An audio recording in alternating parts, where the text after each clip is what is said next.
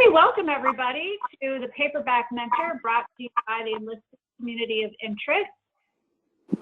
I'm going to go over a few housekeeping tips before we get started. During the presentation, please ensure that your webcam is off and your mic is on mute.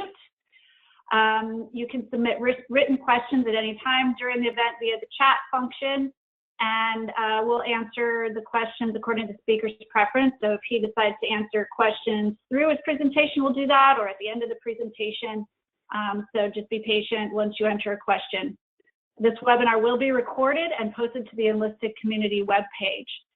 So at this point, I'm going to turn it over to Air Force Master Sergeant Amanda Jones, who is the chair of the Enlisted COI. Amanda? Good morning, everyone. Thank you, Kathy, for kicking us off.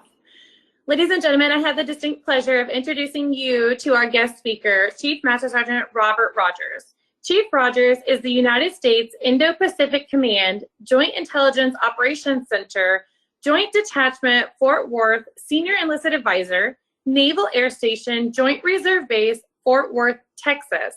He is responsible for advising the Air Force Element Director on matters affecting the professional development, education, health, and welfare, morale, and employment of enlisted members assigned to the DET. He enlisted in the Air Force in January of 2001 as an electronic signals intelligence analyst, and he served in many roles and responsibilities as well as deployments. He resides in Colorado Springs, Colorado with his wife and 3 children on their 5-acre farm. And he mentioned earlier that he has very limited connectivity. It's just a shade better than dial-up, if any of you remember those days. He's an Air Force Reserve Chief Master Sergeant, disabled veteran, author, and entrepreneur. He has many experiences, and he's planning to share some of them with us today. He is an authentic leader, and I'm really excited to hear what he has to say. If you get a chance, get your hands on his book, The Paperback Mentor. You can find it on Amazon, or I'm sure he'll give you another resource avenue to procure it. Without further ado, Chief Rogers, the floor is yours.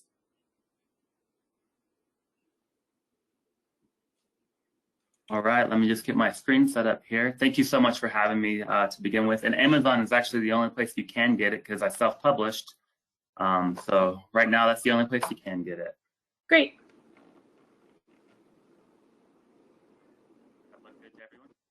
Yes, sir. All right, fantastic. Well, I want to start off by saying thank you, and I appreciate everybody's time today. It's not a renewable resource, and so the fact that you're giving me some of your time, I do appreciate, and hopefully we'll give you something that you can take from this. So to begin, I'm going to talk about the beauty of diversity, something I think that we definitely need in this day and age, and not just diversity in skin color, right, but in ways of thinking, in ways of doing things and stuff like that. So talk to you about that a little bit and share a short story that I wrote regarding diversity. Next, I'm going to talk about frustration and feedback, something that I think we all experience, and give you a very different way of looking at these things, not in your traditional, this is what you need to do, but hey, like in these situations, there's some learning, there's some education occurring, and are you paying attention, and are you looking at it in a different way? So with that, the 5 ways low performers are helping you succeed is just a different way of looking at those people who challenge you in your everyday workplace and even in your life. The 1 or 2 we'll do is really talking about effective feedback and making sure you don't overdo it and have the intent of what you're trying to accomplish by developing people get overshadowed by too much at one time.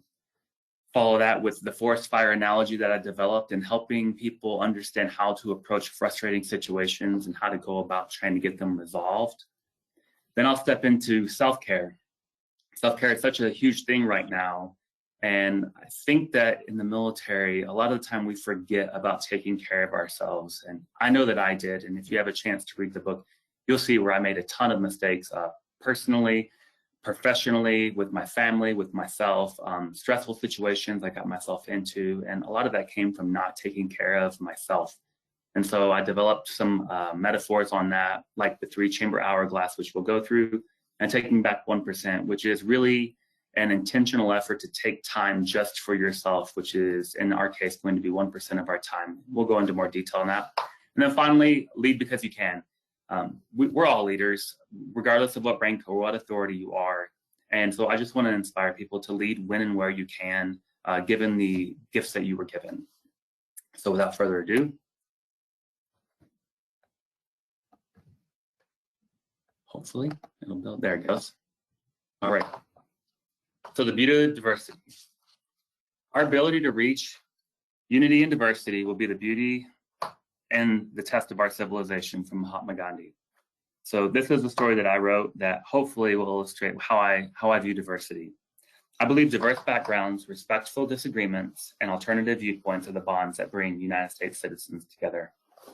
If the quilt of our society was homogeneous, our thinking and culture would be pretty bland. I, for one, enjoy the variations. I adore the different textiles, textures, and colors that give essence to the fabric of our nation. I believe our experiences act like a sharp needle, penetrating the rough edges of our beliefs and sewing us together with a common thread.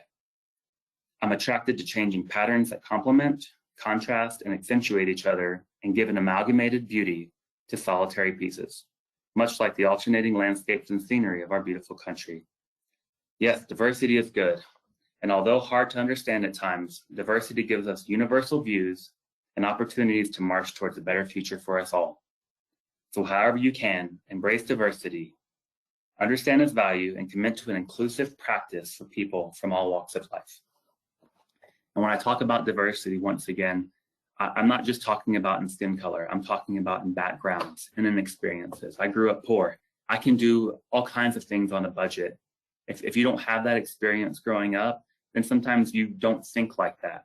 I've got personal experiences that actually help quite a bit whenever it comes to relating with people. I grew up as a minority in my community. And so understanding how I felt growing up does help me connect and relate to people in certain ways, not in all ways, but that my experience is unique and diverse. And so I can speak into certain things because I have certain experiences, and every member in your unit and in your organization have those things. So when we talk about diversity, remember, it's not just about skin color. It's also about background and how they think and why they think the things they do, and using all those different inputs to hopefully come up with better solutions. Next, we're going to go into the frustrations. We all have challenging people in our lives, and I think we can all agree that we have experienced those, especially in our work centers. So when I call people a low performer, just to let you know, that's not a permanent title. I would say that I've been a low performer at times in my career because of focus in other areas, going through some mental health things and stuff like that. But during that rating period, or that period of time, how is a low performer helping you succeed? So if you know about low performers and you know about difficult people, you can hopefully understand that they tend to be some of the best teachers out there for us. Although the lessons aren't always all that easy, the education that they provide is really something unique. And if you're paying attention in those situations, you can find ways to grow and to think and to learn. But if you're just constantly frustrated by the situation that they cause, then you're probably not going to get much from that experience. So to begin, the first thing that they do is they challenge you as a leader. Low performers, they really do make you push out from what you know. I remember early in my career, I didn't really think much about reading or about learning about different situations. I thought even at 25, I had everything figured out, which now I know I will never have everything figured out, and education goes on forever. But I had these low performers who had these backgrounds in their families and in their habits that caused a lot of the issues that they were encountering. And what I had to do was I had to listen, I had to learn, I had to go read, I had to figure out ways to reach these people that maybe other people haven't tried before. So when I say they challenge you as a leader, for me, my low performers pushed me out of my comfort zone, and they made me work to become a better leader and to become more educated. 2, they force you to learn about the rules, policies, and regulations of your organization. Now, I know that may not sound all that great, but knowing those things helps you become a more effective leader. My guy did all the things wrong. My first guy did all the things wrong. He had 2 alcohol-related incidences. He couldn't get through his training. He married a foreign national with a top secret clearance right before he got out of the military. And I can't even tell you how much paperwork I end up having to do to help this guy out. But the funny thing is, if some of you guys remember the PFE test that you used to have to take, I took that and I actually got promoted. I equated about 12 points worth of promotion to this guy having challenged me and making me do all this paperwork that I could easily answer questions on this Air Force promotion test because of the situations he put me in. Had it not been for him, I wouldn't have known these forms or these procedures, but you know, he educated me in a way that I never expected, and I was able to succeed a little bit just because of that. 3, they provoke difficult conversations. If you're going to be a leader, you're going to have difficult conversations. And sometimes it's, hey, these habits aren't serving you well. These people aren't serving you well. Even sometimes a stinky person conversation, for what it's worth, that's a hard conversation to have. But if you have somebody who has the potential to do really well and they just have bad hygiene, you have to have that conversation with them, because it's those intangibles that are keeping them from potentially moving forward or representing what they can. So the difficult conversations are necessary, especially as you put on more rank. When you're a senior NCO, you should probably be having pretty regular difficult conversations, at least as far as my experiences go, because you have to be the one who has the courage to talk to these people, so that way they can correct these things that they have going on that maybe somebody hasn't told them in the past. And it's your job to help lead those people and have those conversations so that they can make the course correction and hopefully have a better path for their career. 3rd, they help you develop relationships. So many low performers that I've experienced presented challenges that I just couldn't even begin to figure out. So what did I do? I went and I talked to supervisors and I talked to leadership, and I was like, how do I approach this? How do I approach this situation with this lady or this guy? And what I've ended up happening was we developed these relationships based on the conversations about how to fix these things with these people. And some of those conversations still exist today. Oh, those relationships still exist today. So believe it or not, these people are a great catalyst for developing relationships that can serve you for the rest of your career. And then finally, you learn enough to be helpful to others. Whenever you ask these people about their words of wisdom and stuff, and they can just respond on the fly, how do you think that they got that information? You know, most of these guys, especially if you talk to a chief, they've gone through so many of these things that they can answer your question whenever you're a staff sergeant or a tech sergeant, because they've had low performers, they've had challenging situations, they've learned enough so that way they can be helpful to others. So whenever you're in these moments with these low performers, understand that what these people are doing for you is they're helping you build the leadership skills that you need to be better down the line and to be more helpful down the line. And then finally, I'll ask you guys to write down these questions that are in green at the end of the slides. And this is really for conversations after we get off of here.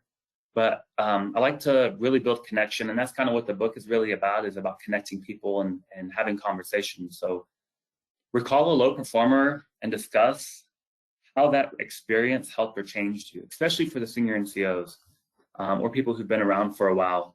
You know, talk about what those people have done for you and exchange that information with your staff sergeant, senior young airmen, so that way they can understand when they're in these situations what the outcome looks like on the other side. Next, 1 or 2 will do. It's an idea about effective feedback.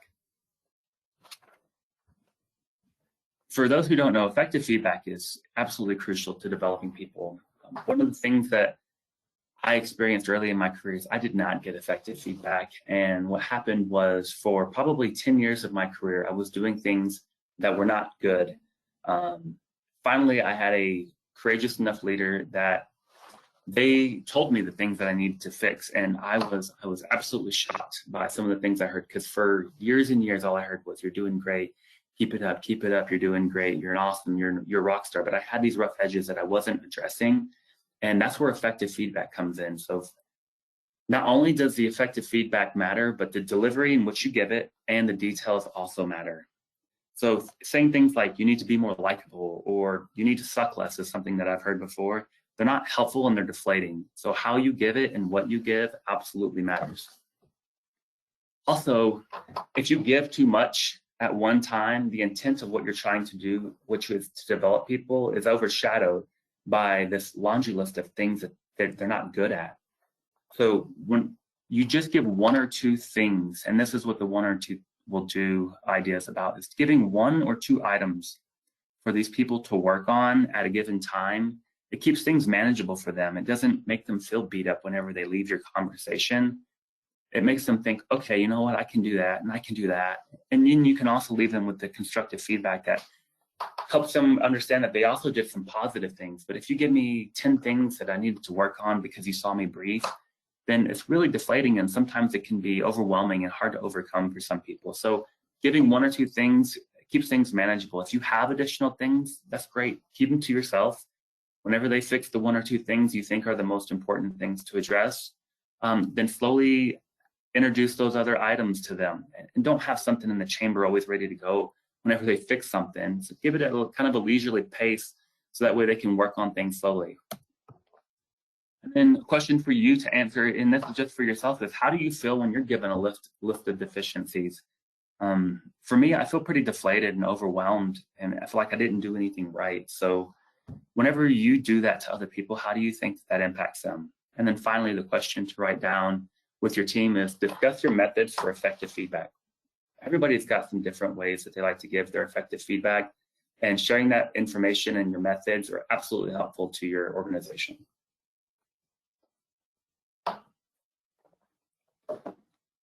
Next, we're going to talk about managing frustrations in the workplace. And for that one, I developed an analogy with a forest fire in mind. So to begin, what happens when you try to address everything in the workplace? What I have found is that the perception is that you're a negative person. And whenever people label you as a negative person, it steals power from your words. So just because, you know, all these different things are going wrong, do you really need to address them? Or at the end of the day, can you just let some of those things kind of go? Brash comments and slights are rarely helpful. Anytime I see that in a meeting, I look at the tone of the meeting after somebody has said that, and it typically changes. And the presenter who's taken all this time and energy to trying to present this information is overshadowed, and you know they don't feel very good. So if you have a maybe funny comment, sometimes it works if there's like a tense situation. But for the most part, you know that, oh, is that really how that should go, or whatever your comment is, just keep it to yourself because it rarely ever helps. Next, when we're looking at frustrations in the workplace, have you acquired the knowledge and resources needed to address your issue? One of the things, especially if I have a senior NCO come to me, they had better look at the AFI, they have the knowledge, have the resources to address this issue before they ever bring it up. If you're just bringing up issues out of frustration and you haven't done the homework, then I just don't even understand that. So please go look for the information, dig into the AFIs, find the resources that you need before you start bringing up issues in a group. Because if you can figure it out without bringing additional frustration or negativity into a meeting, then that's really how you should try to work to solve it. And then finally, I think we all need to recognize that in most cases that we're resource limited when it comes to fighting some of these frustrations. And this is where that analogy comes in. So I like to imagine myself in a forest fire, and I just have a backpack full of water. I don't have enough to take care of everything. So what I must do is I got to let the smaller fires burn out on their own. I got to look at them and say, okay, I have enough energy to keep going. Maybe I need to address it, or that one is isolated and it's going to burn out on its own. But if I try to put out those small fires with the limited water I have, I'm not going to have any resources for that big fire when it comes. And those are the things that really matter to your people. So, you know, hold those thoughts, those comments, that negativity, if you will, that some people see it as, and wait for those big fires to come around. And that way you don't waste all your resources trying to approach and talk about every small thing that you're going to feel in over the course of a workday. And then finally, to discuss with your teams. How do you address frustrating issues in the workplace? We all have our own methods. Some are good and some aren't good, but talking about how you do it, or if you don't know how to do it, or helping people understand like, hey, I'm not trying to be negative. I'm just frustrated and I really am passionate about taking care of this thing. Maybe you guys can have a conversation about how to better approach that, so that way you can be more effective in getting those issues resolved. Next, we'll pivot over to self-care. For this, I created a visual, and I call it the 3-chamber hourglass. And I really base this based off of my 4 deployments in 3 years, pretty back to back. And as you can see, separated from home versus return from travel. So whenever I'm separated from home, my family chamber is going to get drained. I know that. But if I'm intentional about my time away, I can really pour into myself and my career. So things for myself are things like reading and physical fitness, and then career, just focusing on my job. But whenever I come home, I need to make sure that I am rotating that 3-chamber hourglass over and pouring back into my family. So taking time off of work, being intentional about spending time with my family. Those are the things that I need to do in order to get rebalanced. And what I'm trying to achieve is have equally full chambers, so that way I can stay balanced overall. Living the military life is inherently unbalanced, as far as I can tell. I've never really been able to maintain a good balance, but what I have learned is to changing focus helps me to stay more balanced, and to having this visual helps me to say, okay, I've really poured into this area. I need to turn this hourglass over. I need to pour into some of these other areas, like myself or my family, if I'm doing a lot of things for my career. My question to you is, what 3 words would you choose? So everybody's different and their situations are different. So what 3 words would you choose on your 3-chamber hourglass? And those will help you to understand what your priorities are. And I would encourage you to share those with people around you too, so that way they can understand what are the things that are important to you as well. Additionally, are you changing your focus? Are you keeping each chamber equally full? One of the things that I have done too often is pour too much into my career, and I have not put as much time into my family, and then last and certainly not least is myself. So making sure that I go do my physical fitness, making sure that I take time to care for myself and to read and to learn and to just have some quiet time. So make sure that you fill all 3 of those chambers that you identify equally, and make sure that you're rotating that focus.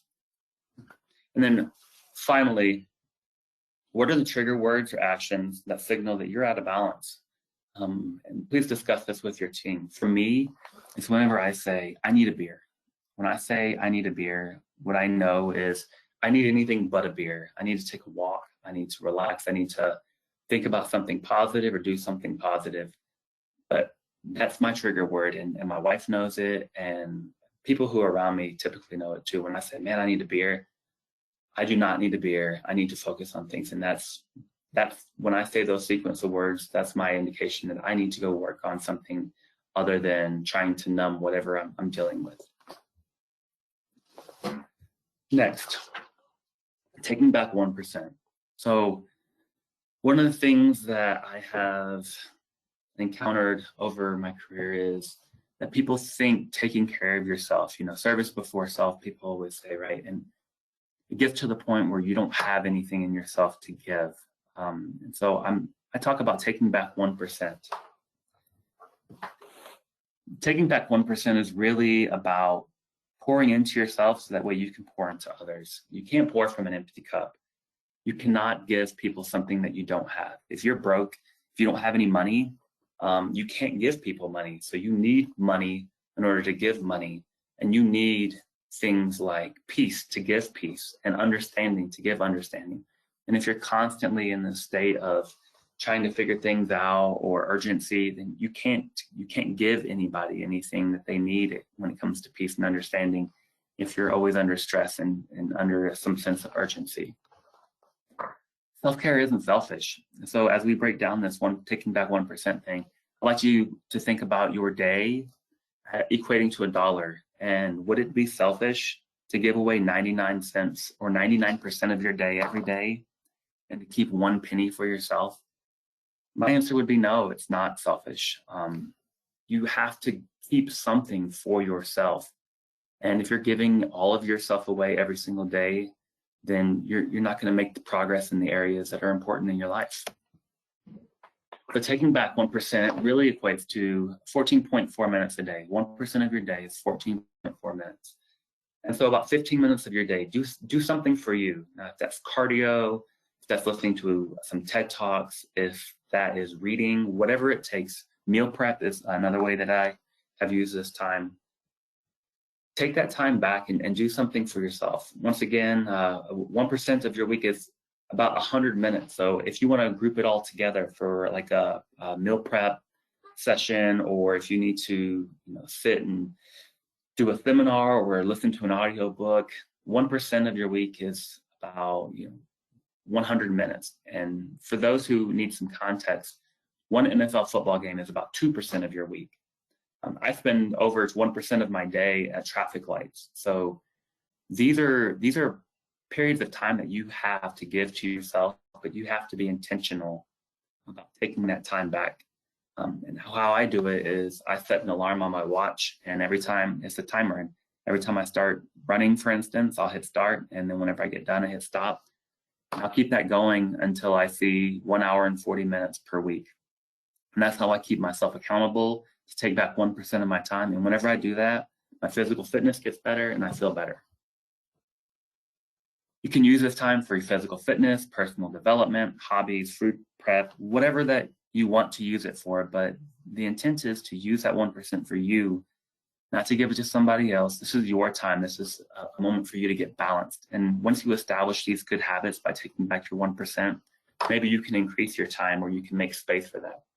One of the things that I do is I wake up early every morning because I don't have time. I have 3 kids and I have a wife. I have 3 part-time jobs.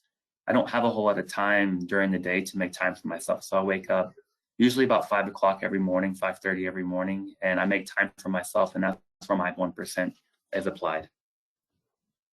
Finally, to write down and discuss with your team, what are you going to use your 1% on and why?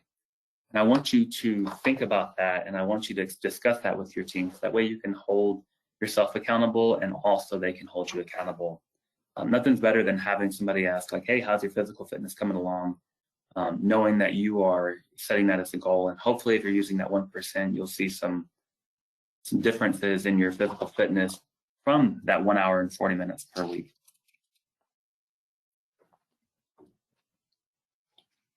Finally, I'd like to end with a little story called Lead Because You Can.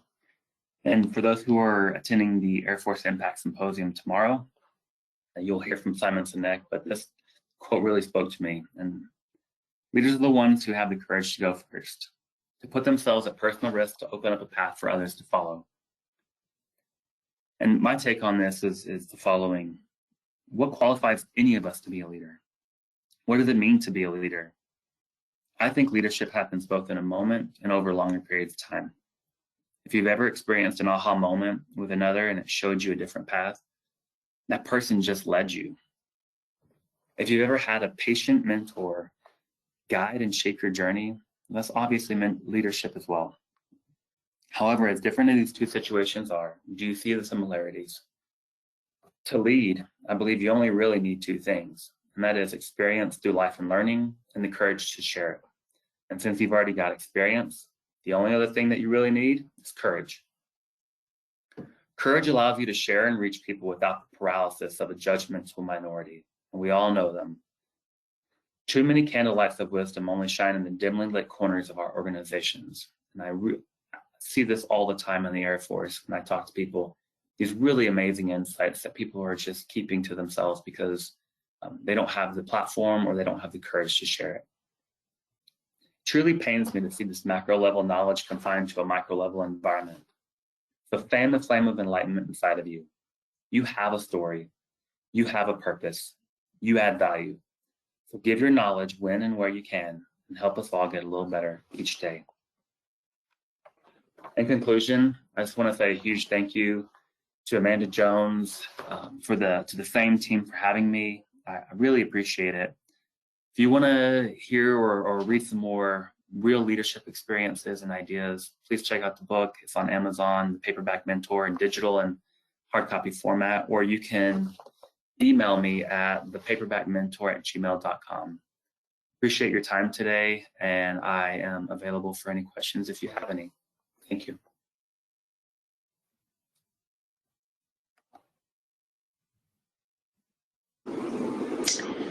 We will open the floor to any questions. You can throw them in the chat box, or you can actually unmute yourself and speak up now. We'll leave about 2 to 3 minutes for questions.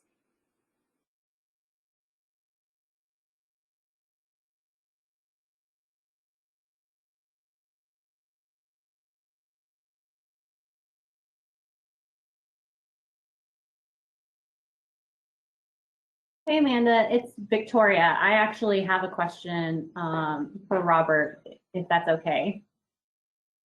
Yes, ma'am.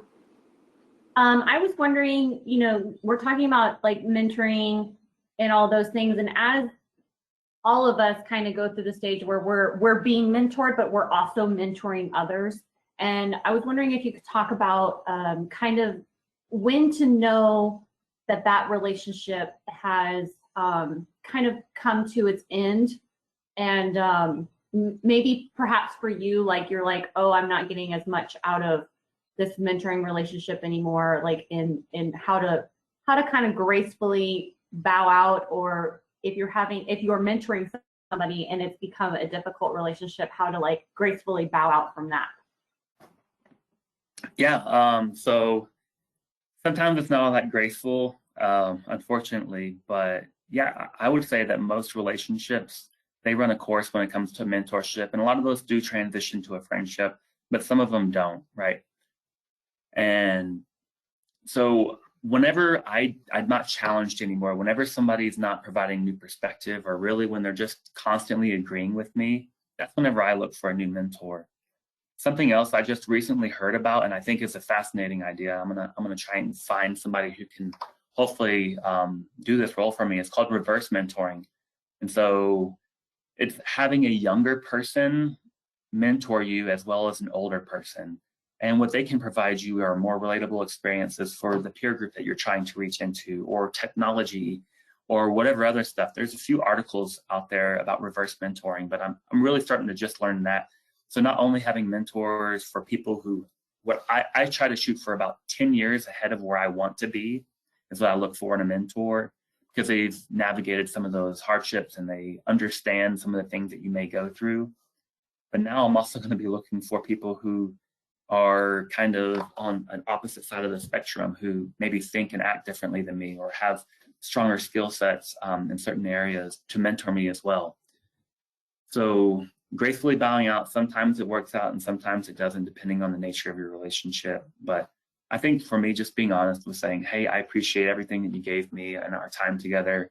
You know, I really value it. And, you know, I think at this point, you know, I've gained about as much as I think I can from this relationship. If you do have additional things that you think I need to know or learn, happy to open that up and be receptive to that feedback. But if not, I'm going to use my limited time, right? And you don't have to say it like that, but I'm going to try to develop some other relationships and see if I can get some other perspectives from some other people. And generally, if you're in a relationship with people who do mentoring and understand mentoring, I've not seen too many people take that personally. Right, because you should always be looking for different mentors and different perspectives. So hopefully they say, okay, that's a real healthy way of looking at that. I don't really have much else to give you, and I absolutely wish you the best. Reach out if you need anything. So does that answer your question? It does. Thank you so much. You're welcome.